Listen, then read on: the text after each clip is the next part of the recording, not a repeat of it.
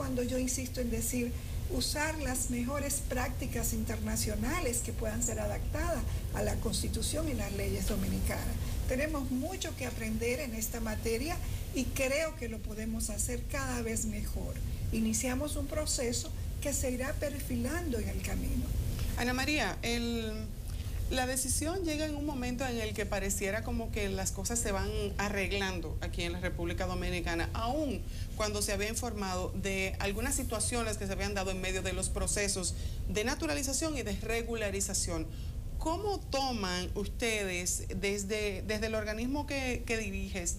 ¿Cómo toman la decisión de la Comisión Interamericana de los Derechos Humanos? Bueno, a diferencia de lo que tú acabas de decir, esta decisión llega en un momento en que para el mundo, la República Dominicana ha buscado una solución, pero para los afectados seguimos en la misma situación.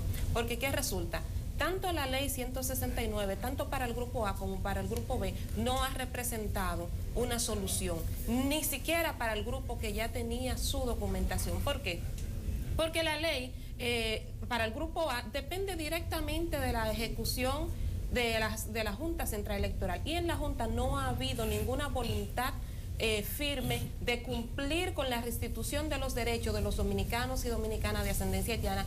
Y para el grupo B, desde el Ministerio de Interior y Policía se han colocado una cantidad de trabas que no están contempladas en el reglamento de aplicación de la ley, lo que ha implicado que la gran mayoría de las personas que tendrían que beneficiarse con esta ley no han podido acceder a ella. ¿Podrías comentarnos de manera específica, tanto para el grupo A como el B, cuáles son esas trabas? Sí, claro. Por ejemplo, para el grupo A, la Junta Central Electoral ha continuado el procedimiento que le manda la sentencia de la auditoría. Y no solo la auditoría, sino de sacar del registro civil dominicano a dominicanos inscritos y traspasarlo a un registro de transcripciones.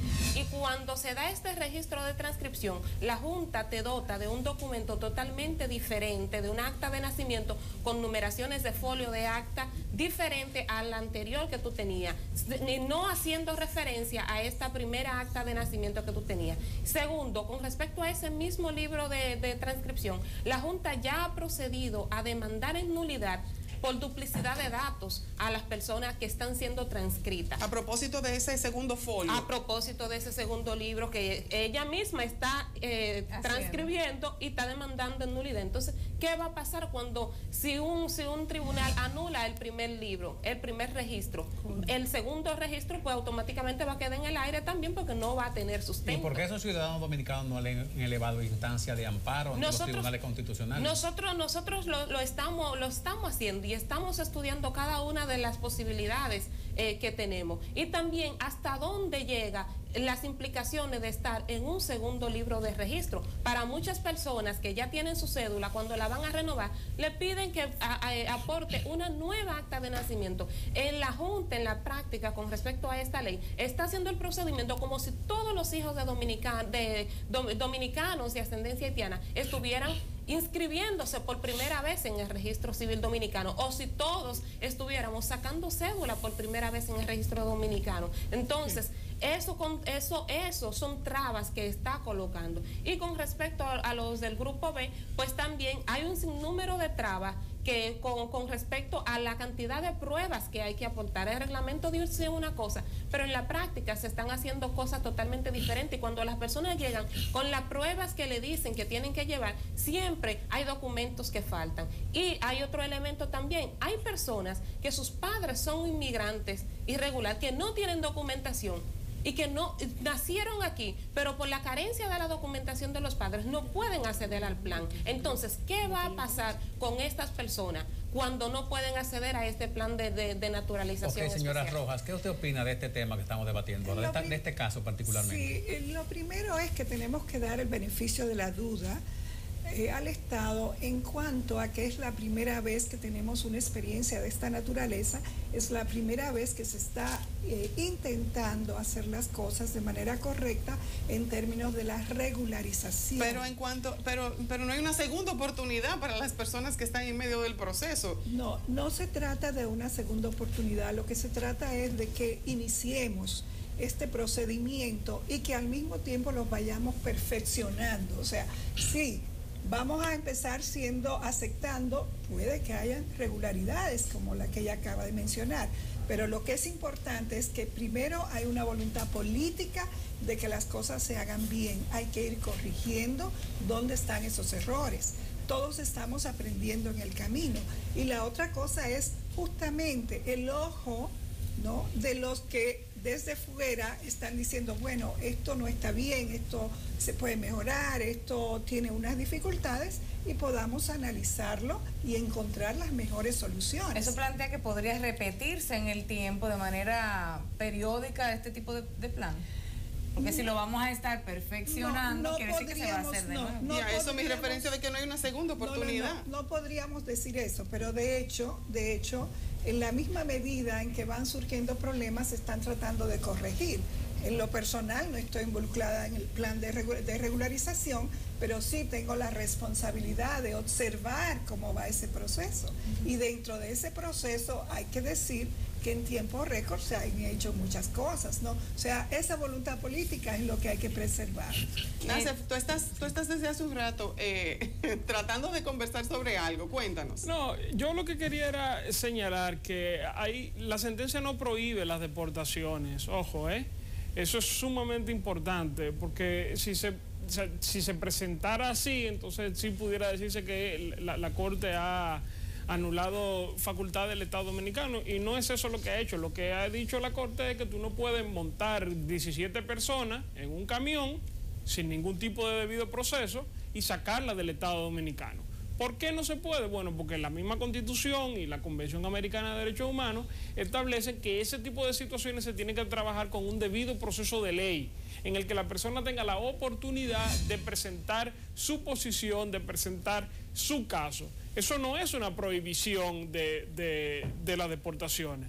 Otro tema que se ha tratado mucho y que ciertamente es la parte más delicada de la sentencia es el tema de si se ordena o no la reforma constitucional.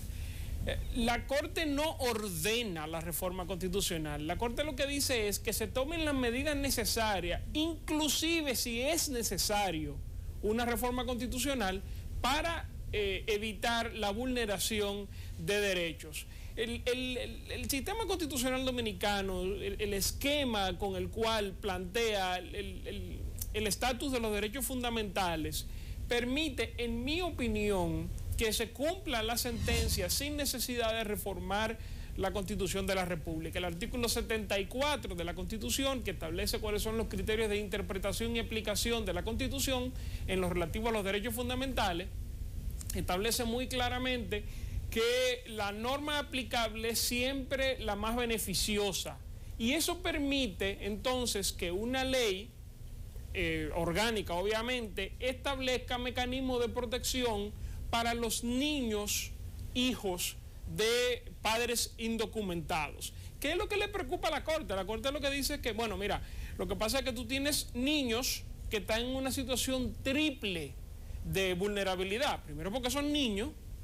Segundo, porque sus padres están indocumentados. Y tercero, porque forman parte de un grupo vulnerable. Entonces, si tú a estas personas, el sistema parte la soga por lo más fino, entonces es una vulneración de derechos fundamentales. Lo que dice la Corte es que tú no puedes permitir que estos niños paguen el precio de la falta de sus padres o del Estado Dominicano. Nacef, tenemos que irnos a una pausa, pero cuando regresemos me gustaría que habláramos de cuáles son las opciones concretamente que tendría, por un lado, el Estado Dominicano ante esta decisión de la Corte. Ya tú has planteado que puede irse por esa vía sin tener que modificar la Constitución, pero otras opciones.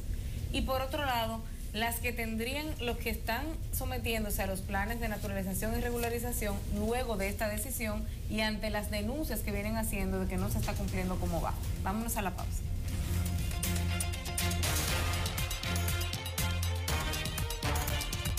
Seguimos aquí en piso con la conversación en voz alta para ustedes. Con este debate. Con la señora Flor Rojas de la Dirección Instituto Nacional de las Migraciones, la señora Ana María Belique y el doctor Nacef Perdomo.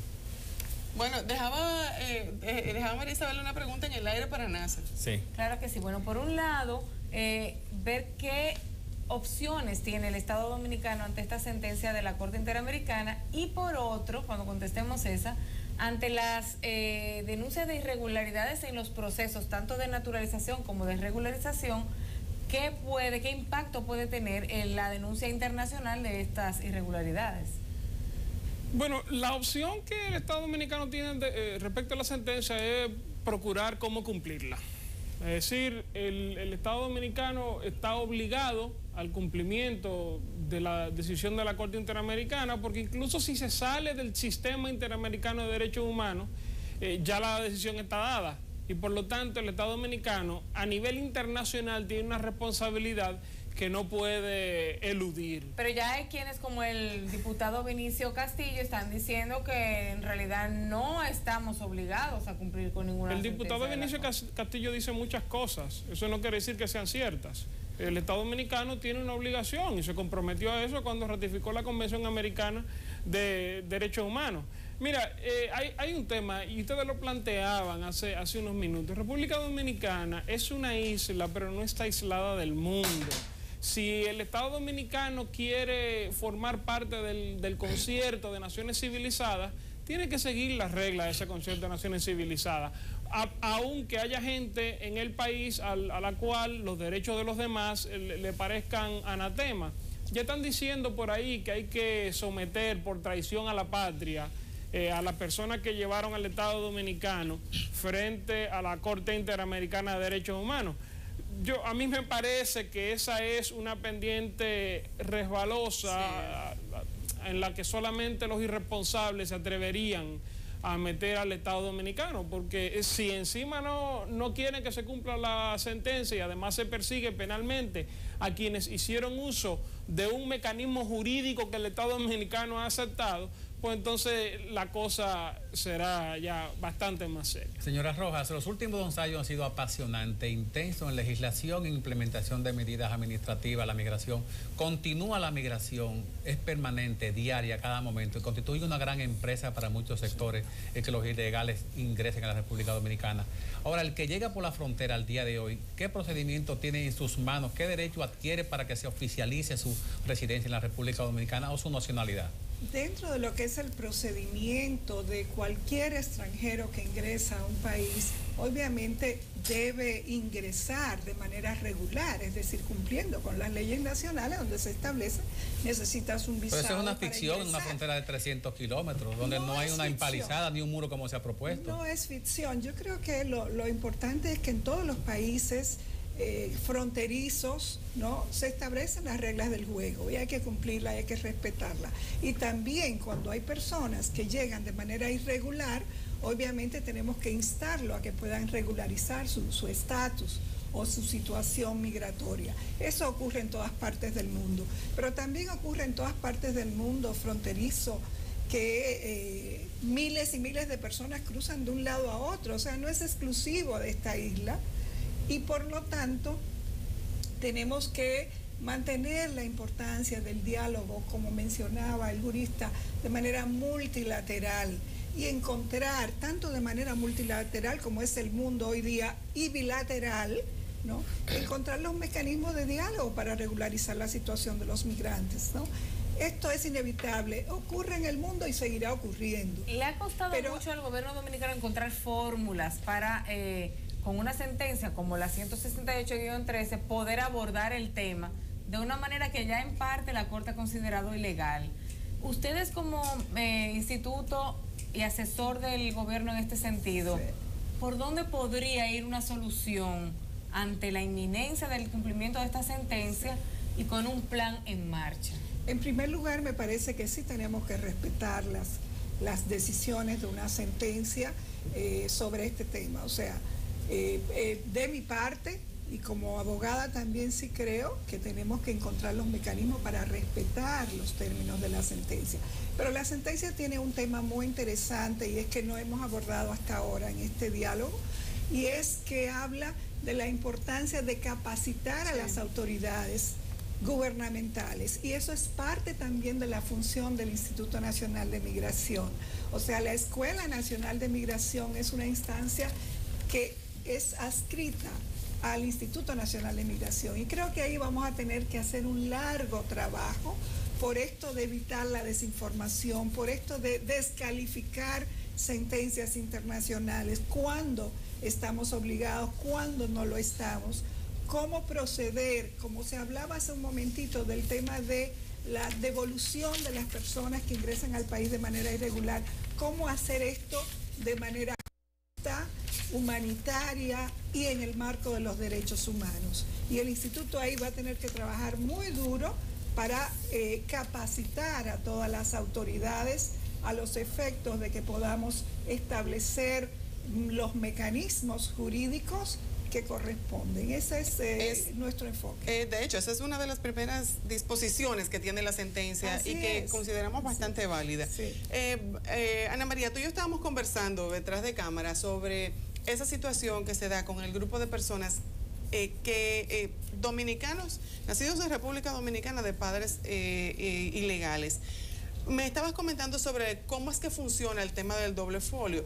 Y de hecho, tienes en tus manos documentación que indica o que puede dar una idea bastante clara a la gente de qué es lo que está sucediendo. Un ejemplo de qué es lo que está sucediendo. Acá yo tengo el caso, por ejemplo, de un joven que se llama Benzo. Benzo nació en los años 90. ¿Qué sucede?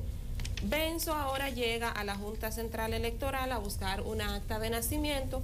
Esta era su antigua acta de nacimiento, tenía un número de libro de registro, un folio, un año y todas las demás informaciones correspondientes. ¿Qué resulta? Que ahora Benzo se encuentra que es inscrito en el libro de extranjero, en el libro de extranjería. Hijo de padres haitianos, nacido en República Dominicana. Sí, pero él tenía sus actas de nacimiento normal, dominicana. Entonces, incluso sus padres, aquí figura que tenían pasaporte, porque muchas veces ellos dicen, no, son personas que no tenían ningún tipo de documento, que declararon con ficha. Aquí incluso los padres tenían pasaporte y visa en los años en que ellos nacieron. Entonces, ¿qué resulta? Benzo está inscrito en el libro de extranjería y no obstante a estar inscrito en el libro de extranjería, Benzo está en el libro de transcripciones también y ya ahora cuenta con un folio, un número, un libro totalmente diferente. ¿Qué pasa? Esta persona no puede obtener su cédula de identidad y electoral porque también reposa sobre él una demanda en nulidad. Entonces, una demanda en nulidad de su primera acta de nacimiento, ni siquiera haciendo referencia, en este caso particular, a la duplicidad de registro, sino más bien a la condición regular de sus padres. Yo te preguntaba, por ejemplo, que cuáles personas ya han completado todo su proceso de ese primer plan que se desprende de la No se sentencia. trata de un proceso de completar, sino se trata, según lo que dice la ley, de entregar, porque ya ellos estaban ahí. Para el grupo A no hay reglamento de aplicación, no hay procedimiento, de hecho la misma ley lo dice, libre de procedimiento administrativo, y la Junta Central lo que ha estado haciendo es haciendo una serie de procedimientos administrativos que no se corresponde con lo que manda la ley para las personas que ya estaban inscritas en el registro. Me gustaría ante este caso, tanto la doctora Flor Rojas, que además de dirigir el instituto tiene una gran experiencia en esta área de derechos humanos en ámbito internacional y ANACEF, la sentencia sugiere o implica que esta parte del proceso de la naturalización especial es inválida ante los criterios de la Corte, pero por otro lado, aún si se considera válida, hay unas trabas que está planteando Ana María aquí que implica una responsabilidad del Estado que no estaría cumpliendo con lo que manda la propia ley. Esta situación, tanto lo de la sentencia como las irregularidades que se están denunciando, ¿qué implica para el Estado y cómo puede responder ante estas denuncias? El Estado tiene que ahora recibir todas estas observaciones, hacer su análisis y responder conforme a lo que establece la ley. No queda otra, ¿no? Esa es su responsabilidad. Pero yo estoy absolutamente segura que se va a hacer bien, se va a seguir haciendo las cosas bien y estas dificultades obviamente hay que discutirlas con los expertos en la materia. NACEF. Bueno, hay un tema.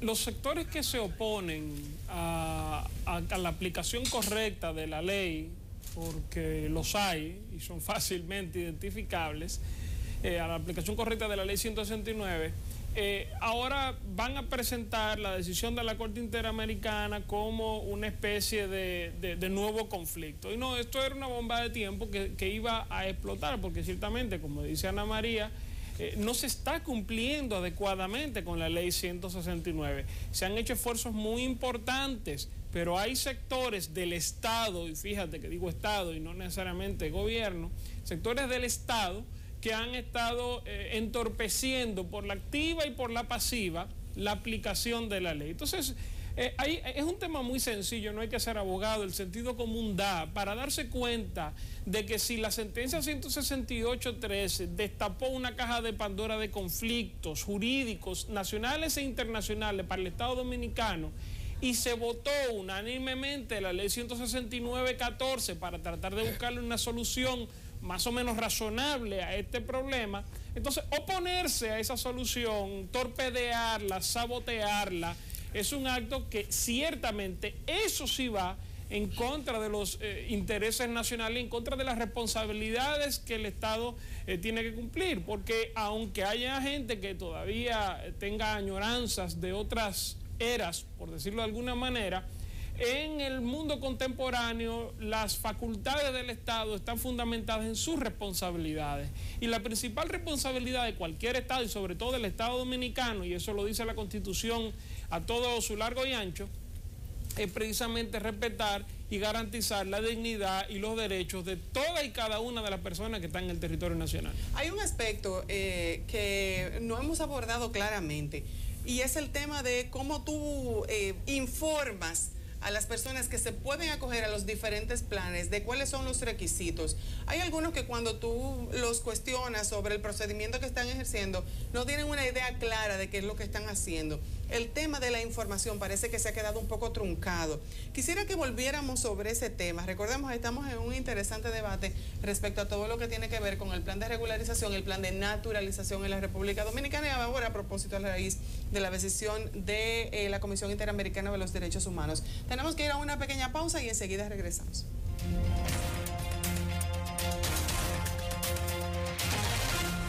Gracias por seguir con nosotros. Hay que informar que nuestro compañero Franklin Guerrero ha tenido que salir. Precisamente pero a la frontera. Sí, precisamente. Señores, estamos conversando del tema a propósito de la sentencia del día de ayer de la Corte Interamericana de los Derechos Humanos. Y ya de hecho un debate que teníamos planificado realizar sobre cómo va el proceso de naturalización y de regularización de estatus en la República Dominicana.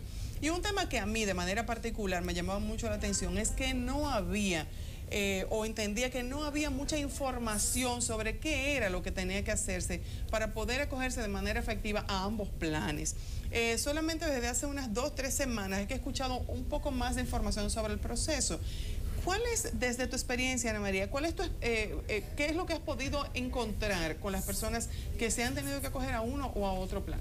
Bueno, lo primero que tú señalabas es algo de lo que nosotros hemos venido denunciando desde el inicio del proceso, la falta de una campaña de comunicación clara, real, sobre el proceso y cómo las personas deberían de acogerse, porque desde los medios de comunicación han surgido muchas cosas, pero que han ayudado más a la confusión que a que la gente realmente sepa qué es lo que tiene que hacer. ¿Qué es lo que ha sucedido? Por ejemplo, para el grupo B no hay un plazo definido, para el grupo A, perdón, sí, no hay un plazo límite definido. Sin embargo, hasta la Junta ha estado llamando a la gente para ir a unas entrevistas con inspectores diciéndole que tiene 3 días, que si en 3 días no va a entrevistarse, el plazo se vence el 28 y va a quedar sin documentación.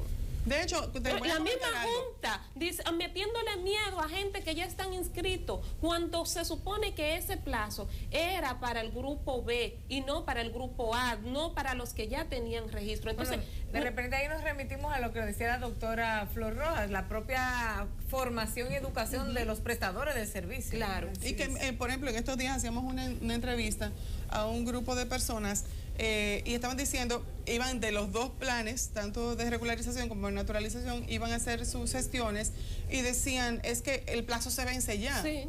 Entonces, bueno, pero es que no es para tal plazo, es para otro. Y por cierto, a propósito, en el día de ayer, el presidente Danilo Medina sometió al Congreso una disposición para tratar de ampliar los plazos. Que es algo que yo lo veo muy positivo. Sin embargo, con el nivel de trabas que hay y que se quiera continuar imponiendo nuevas trabas, va a ser ineficiente 90 días más, aunque se prorrogue por 5 años, con el nivel de dificultades que hay en la actualidad si continúan ese nivel de dificultad, no vamos a llegar a camino con respecto a lo del grupo B.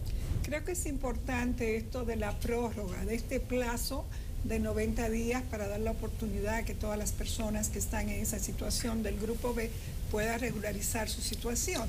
Pero es importante también, como acabas de afirmar, lo de la información. O sea, tratar de que esta información llegue a todos los niveles, que la gente sepa lo que debe hacer, qué documentos necesita, la orientación y la información. Y en ese sentido, además de los medios de comunicación que están pasando la información por la televisión, por la radio, etcétera, las organizaciones no gubernamentales juegan un papel fundamental porque están cerca de los interesados y las interesadas, porque pueden explicarle mucho más claro qué es el tipo de documentación que necesitan para poder regularizarse. Y en ese sentido, el trabajo mancomunado entre las instancias del Ministerio de Interior, responsable del plan de regularización, y las organizaciones no gubernamentales, trabajando juntas, se puede hacer un trabajo muchísimo más amplio para ayudar a la gente que está en esa categoría. Me gustaría, para ir concluyendo, que los tres nos puedan plantear, a raíz de esta decisión de la Corte, cuáles pueden ser, digamos, poner en perspectiva lo que va a ocurrir en los próximos días, el debate por dónde va a continuar, en un momento en que, bueno, por un lado ustedes sentían que la situación no estaba bien, pero ya uno entendía que había un ordenamiento legal y jurídico que podía ir permitiendo ver una solución, vislumbrar una solución. Desde el punto de vista jurídico del instituto, de los descendientes de haitianos, ¿cómo ven a partir de la sentencia la situación desde ahora hacia adelante? Nasser. Bueno, mira, lo que va a pasar en República Dominicana es que en las próximas semanas y meses va a haber gente que va a querer dividir el país entre patriotas y traidores. En realidad, este país se va a dividir entre gente que quiere resolver ese problema y gente que, como se beneficia de él, quiere obstaculizar su solución. Esa es la verdadera situación que se va a presentar. Entonces, el Estado Dominicano, como ya decía, tiene varias alternativas para dar cumplimiento a la sentencia de la Corte. Es algo que debe hacer no solamente porque hay una sentencia de la Corte Interamericana de Derechos Humanos, sino porque el problema migratorio en República Dominicana y el problema de la nacionalidad de los hijos de migrantes es un problema que hay que solucionar. Anteayer la Oficina Nacional de Estadística sacó la estadística, valga la redundancia, de la cantidad de gente que en este país no está inscrita, y es el 4,1% de la población dominicana. Ese tipo de cuestiones, eso no es posible en un Estado del siglo XX, mucho menos uno del siglo XXI. Entonces, lo que hay que hacer es buscar las soluciones, aplicar las soluciones, comprometerse con las soluciones para ya poder pasar a otros temas que, como saben ustedes mejor que yo, República Dominicana tiene muchos problemas y lo que debemos hacer es irlos dejando atrás, no tratar de esconderlos. Doctora. El Estado tiene un compromiso indefectiblemente, tanto en materia de derechos humanos como para con todos los residentes en este país, sean dominicanos, extranjeros, en fin. Y como tal, el Instituto Nacional de Migración, vía el Consejo Nacional de Migración, tiene la responsabilidad de ofrecer las consultorías, las asesorías y hacer los estudios de investigación que sean necesarios. Y en ese sentido, el Instituto totalmente abierto para poder ayudar en este esfuerzo colectivo del gobierno, que ha asumido con mucha responsabilidad las consecuencias de esta sentencia. Ana María, ¿hacia dónde ves que se dirige la situación? Bueno, en primer lugar, hay que reconocer, y el Estado tiene que reconocer, que forma parte de una comunidad internacional, que no está aislado, y que todas estas decisiones que emanan de organismos internacionales como la Corte Interamericana de Derechos Humanos son oportunidades que tiene el Estado para tomar esas recomendaciones, esos ordenamientos, para mejorar